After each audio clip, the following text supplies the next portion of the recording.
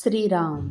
नमस्कार साधक बंधू भगिनींनो, चैतन्य उपासना या चॅनलवर मी सौ माधुरी कुलकर्णी आपले स्वागत करते. या चॅनलद्वारे सध्या आपण सोमवार ते शनिवार श्री ब्रह्मचैतन्य गोंदवलेकर महाराज यांच्या परंपरेतील साखरखेर्डा येथील संत परमपूज्य श्री प्रल्हाद महाराज यांचे श्री देवीदास अमृत मोहरील लिखित संक्षिप्त चरित्राचा आस्वाद घेत आहोत. तसेच रविवारी श्री महाराजांच्या काही भक्तांचे अनुभव ऐकत आहोत. श्री महाराजांना त्रिवार वंदन करून मी आज आपणास श्रींचे एक अनुग्रहित भक्त श्री सुनील सदानंद पोद्दार राहणार डोंबिवली यांना श्रींचा आलेला अनुभव त्यांच्याच शब्दात कथन करणार आहे. सुनील दादा सांगतात, श्रीराम.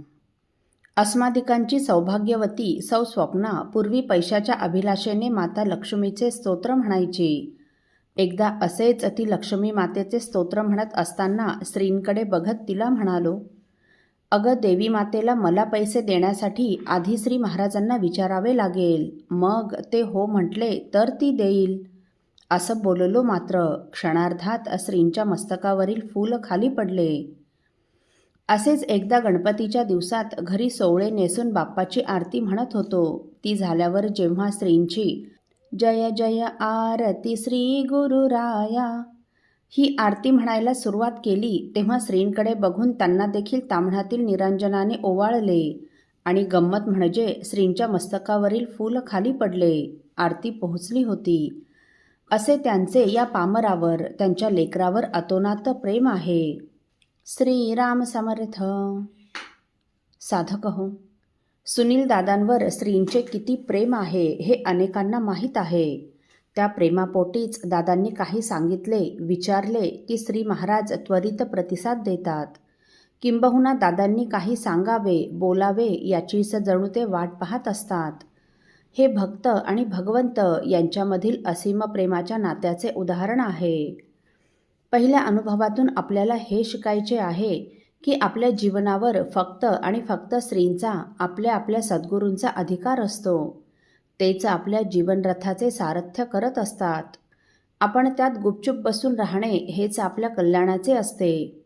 संसारातील कोणती गोष्ट आपल्याला द्यायची हे तेच ठरवत असतात.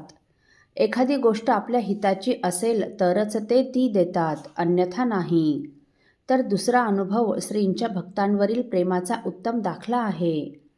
सुनील दादांवरील या प्रेमापोटीच तर माऊलीने दादांकडून त्यांचे विचारधन सांगणारे अनेक लेख लिहून घेतले. तसेच आजही दादांमार्फत श्री महाराज अनेक साधकांना मार्गदर्शन करून परमार्थाच्या मार्गात पुढे ढकलतात. मला तर असे वाटते की संतश्रेष्ठ तुकाराम महाराजांनी पांडुरंगाकडे जे मागणे मागितले तेच मागणे दादा श्रींपाशी नेहमी मागत असावेत.